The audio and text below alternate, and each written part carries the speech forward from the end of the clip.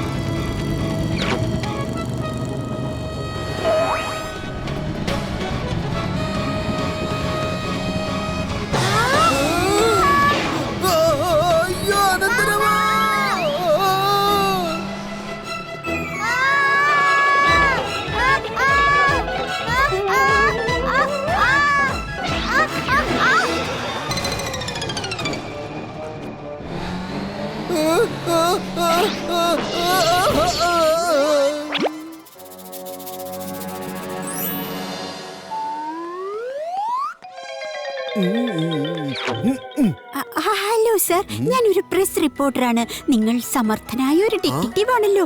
നിങ്ങൾക്കൊപ്പം സ്കൂട്ടറിൽ സഞ്ചരിച്ചുകൊണ്ട് ഞാൻ നിങ്ങളുടെ ഇന്റർവ്യൂ എടുത്തോട്ടെ? അതിനെന്താ, കേറിക്കോളൂ, വേഗം വന്ന് എടുത്തോളൂ.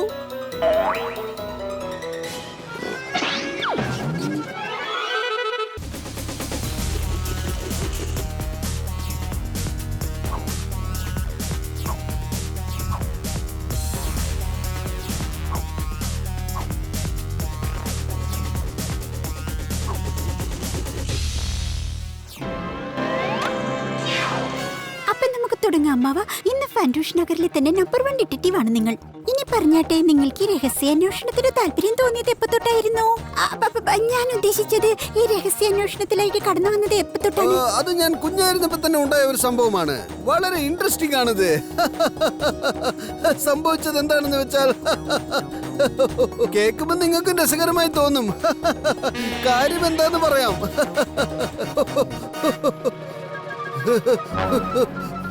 ഇതെവിടെ പോയി? എല്ലാവർക്കും എന്നെ അറിയാം കേട്ടോ. നിങ്ങൾ എന്തെങ്കിലും തിരയുകയാണോ? അതും ഈ സ്കൂട്ടറിനകത്ത്? എന്ത് തിരയാനാ? ഞാൻ ഇദ്ദേഹത്തെ ഇന്റർവ്യൂ ചെയ്യാൻ വന്നതാണ്. എനിക്ക് ഇൻസൾട്ട് സഹിക്കാൻ പറ്റുന്നില്ല. ഞാനൊരു കള്ളിയാണെന്ന് കരുതിയോ നിങ്ങൾ? അതെ മാഡം, ഒന്ന് നിൽക്കൂ.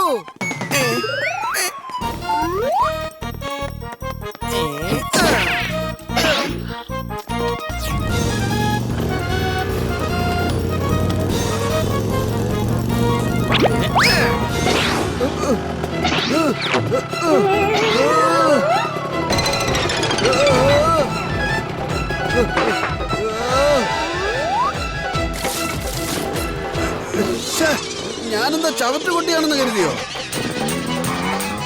അതെ ആന്റി, ചപ്പ് ചവറുകളൊക്കെ ഡസ്റ്റ്ബിന്നിലാ കൊണ്ടുപോയിട്ടുണ്ട്.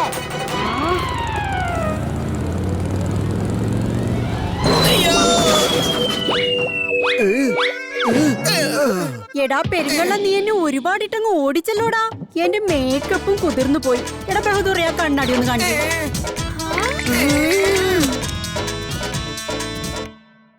എടോ, ഇതാണ് ഞങ്ങളുടെ മാഡത്തിന്റെ ഒരു സ്റ്റൈൽ ഇട്ടാ.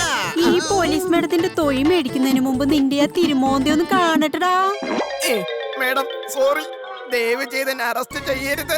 മറ്റൊരാൾ പറഞ്ഞിട്ടാ ഞാനിവിടെ മോഷ്ടിക്കുന്നത്. ഞാൻ മ്യൂസിയത്തിൽ ജോലി ചെയ്യുന്ന ആളാ.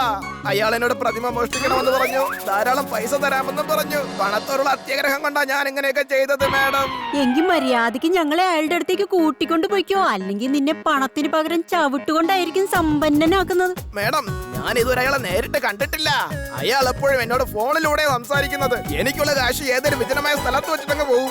ഞാൻ ചെയ്ത് അതങ്ങ് എടുക്കും. പോലീസ് മാഡം, ഇയാള് പറയുന്നത് സത്യമാണെന്ന് തോന്നുന്നു. ഇയാള് പറയുന്നത് സത്യമാണെങ്കിൽ ബഹദൂറെ നീ എല്ലായിടത്തും ഒരു വാർത്ത പ്രചരിപ്പിക്കണ്ടോ? നമ്മള് കള്ളനെ പിടികൂടിയെന്ന്. അപ്പൊ യഥാർത്ഥ കള്ളന് പേടി തോന്നി അത് വേണ്ട പോലീസ് മാഡം. അങ്ങനെ ചെയ്താൽ കള്ളൻ കൂടുതൽ അലേർട്ടാവും. കള്ളനെ അയാളുടെ കള്ളക്കളിയിലൂടെ തന്നെ പിടിക്കാൻ നമുക്ക് ശ്രമിക്കാം. ഈ ഡ്യൂപ്ലിക്കേറ്റ് കള്ളനെ കൊണ്ട് യഥാർത്ഥ കള്ളനെ ഫോൺ ചെയ്യിപ്പിക്കാം. ആദ്യം അയാളെ ബല്ല സാറിന്റെ ഓഫീസിൽ കൊണ്ടുപോവാം. പോലീസ് സ്റ്റേഷനിൽ കൊണ്ടുപോയാ മീഡിയ ഉടൻ തന്നെ അവിടെ എത്തും. വാ. എടാ പറഞ്ഞത് കേട്ടില്ലേ? ആ യഥാർത്ഥ കള്ളനെ വിളിക്കാം. ഹലോ, കാട്ടിൽ നൃത്തം ചെയ്യുന്ന മയിലിനെയും നാട്ടിൽ വിലസുന്ന സൂത്രക്കാരൻ കള്ളനെയും അത്ര എളുപ്പത്തിൽ പിടിക്കാനാകില്ല. കാര്യം കഴിഞ്ഞില്ലേ? കാര്യമൊക്കെ കഴിഞ്ഞു സാറേ. പക്ഷെ പോലീസിന് ആ സമയത്ത് വളഞ്ഞു പിടിച്ചു. ഒത്തിരി കഷ്ടപ്പെട്ടിട്ടാ ഞാനിവിടെ രക്ഷപ്പെട്ടെങ്കിൽ വന്നത്. എനിക്കിനി ഇവിടെ നിൽക്കാൻ പറ്റില്ല. ഞാൻ ഗ്രാമത്തിലേക്ക് തിരിച്ചു പോവാ. താൻ അങ്ങനെ പോയാൽ അങ്ങനെ ശരിയാവും. എന്റെ പ്രതിമ എവിടെ? രക്ഷപ്പെടുന്നതിനിടയ്ക്ക് അവിടെ തന്നെ അത് വലിച്ചെറിയുകയായിരുന്നു. ഇനി നിങ്ങളുടെ പാടായി എന്നെ അങ്ങ് വിട്ടേക്കാം. Bye bye. ബെല്ലാങ്കിൾ, ഇൻകം ഇല്ലാത്ത ഒരാളുടെ ഓഫീസിൽ ഇൻകം ടാക്സിന്റെ റെയ്ഡ് എങ്ങനെ വരും? ഞാൻ ഇവരെ പറഞ്ഞ് മനസ്സിലാക്കാൻ ശ്രമിക്കുന്നത്. പക്ഷെ ഇവരിത് കേൾക്കാൻ തയ്യാറല്ലെന്നേ. വല്ല കൂടുതൽ വിളച്ചെടുത്താൽ നിന്നെയും കൊണ്ടുപോകേണ്ടി വരും ഞങ്ങൾക്ക്. നിങ്ങളുടെ ഓഫീസിൽ റെയ്ഡ് നടത്താനുള്ള ഓർഡർ ഞങ്ങളുടെ കയ്യിലുണ്ട്. നിങ്ങൾ ഒളിപ്പിച്ചു വെച്ചിരിക്കുന്ന ഫയലുകൾ പുറത്തെടുക്കുന്നതാണ് നല്ലത്.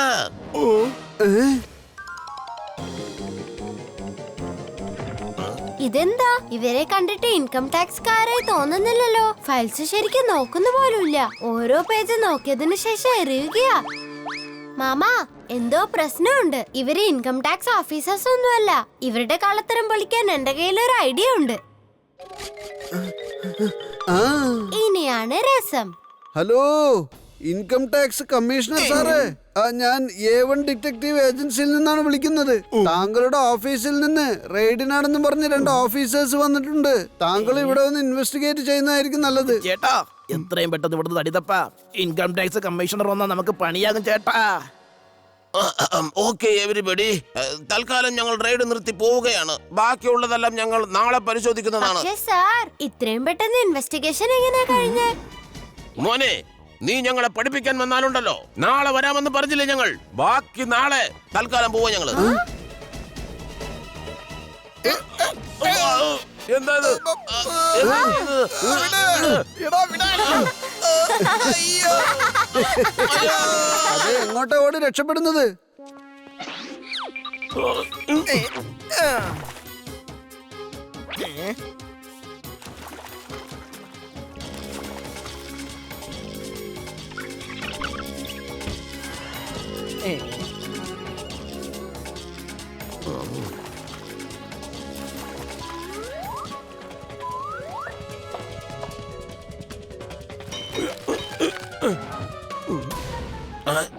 ഇവിടെ എന്താ ഇത്ര നിശബ്ദമായിരിക്കുന്നത്? അതൊക്കെ ഞാൻ പറഞ്ഞുതരാം. ഇങ്ങോട്ട് വാ. ഞങ്ങൾ ഇവിടെ നിന്നെ സൽക്കരിക്കാൻ വേണ്ടി കാത്തിരുന്നതാ. Welcome to room. നിയമത്തിന്റെ കുരുക്കിൽ നിന്നും ഈ പോലീസിന്റെ തൊഴിയിൽ നിന്നും ആർക്കും ഇന്നവരെ രക്ഷപ്പെടാൻ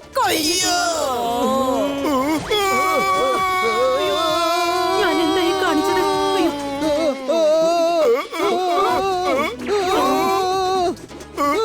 കറങ്ങുന്ന സാറന്മാരെ, ഇത് കറങ്ങാനുള്ള സമയമല്ല, ആക്ഷനുള്ള സമയം.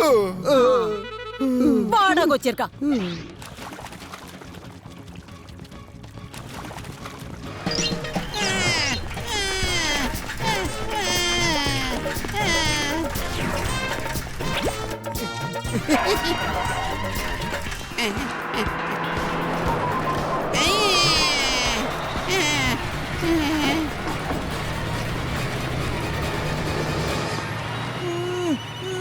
മാമാ, വണ്ടി നിർത്ത്. മാമാ,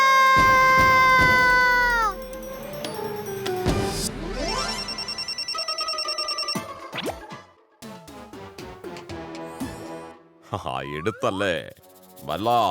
അമ്മാവൻ ഞങ്ങളുടെ തടവിലാണിപ്പോൾ. 1 കോടി തന്നാൽ ആളെ തിരിച്ചു തരാം. അല്ലെങ്കിൽ ഈ അമ്മാവന്റെ കൂടെ തന്നെ നിങ്ങളുടെ ഏജൻസിയും ഇല്ലാതാക്കും ഞങ്ങൾ. മനസ്സിലായോ?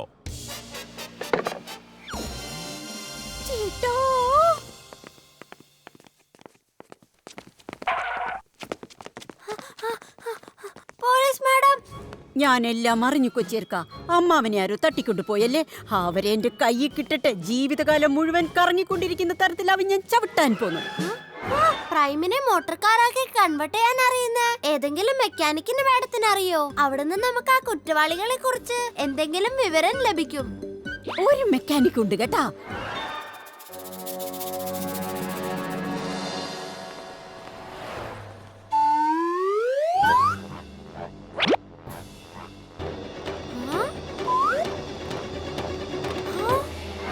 ശ്രദ്ധിച്ചു കേൾക്ക്. ഒരിക്കലേ ഞാൻ ചോദിക്കൂ. നന്നായി ആലോചിച്ച് ഉത്തരം പറയണം, കേട്ടല്ലോ. പ്രൈമിനെ മോട്ടോർ കാറാക്കി മാറ്റി കൊണ്ടുപോയത് ആരാണെന്ന് പറയടോ. എന്ത് പ്രൈം, എന്ത് മോട്ടോർ കാർ? എനിക്കൊന്നും അറിയാൻ പാടില്ല മാഡം. എടാ ധിക്കാരി, കൂടുതൽ നിഷ്കളങ്കതയൊന്നും എന്നോട് വേണ്ട. വേഗം ഉത്തരം പറഞ്ഞു. പ്ലീസ് വേഗം പറയൂ, ഇനിയും താമസിച്ച പ്രശ്നമാവും. നിങ്ങൾ എന്ത് വേണേലും ചെയ്തോ, പക്ഷെ ഞാനൊന്നും പറയില്ല, ഒരിക്കലും പറയില്ല ഞാൻ.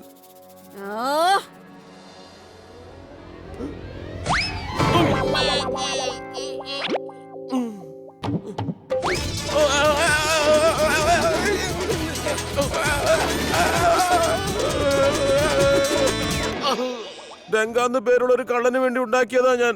അയാള് ഫണ്ടൂഷ് നഗറിന് വെളിയിലുള്ള ഒരു ഫാക്ടറിയിലാ താമസിക്കുന്നത്. അപ്പൊ ചവിട്ടുകൊള്ളാതെ നിന്റെ തിരുവാ മൊഴിയില്ല അല്ലേ? വാനന്ദ്ര വാ, പോവാം. സംഭാവന തരണേ, സംഭാവന തരണേ.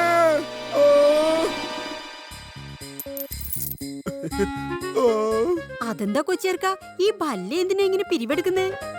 അയ്യോ, സോറി ബല്ല സാറേ, ഞാൻ ഇപ്പോഴാ ഈ ബർഗർ വാങ്ങിച്ചത്. അത് സാരമില്ല, ബർഗർ തന്നാലും മതി. ഇത് കഴിച്ച് ഞാൻ ഇന്ന് ലഞ്ചിന്റെ കാശ് ലാഭിച്ചോളാം. അതും ഈ ഫണ്ടിലേക്ക് ചേർത്തോളാം.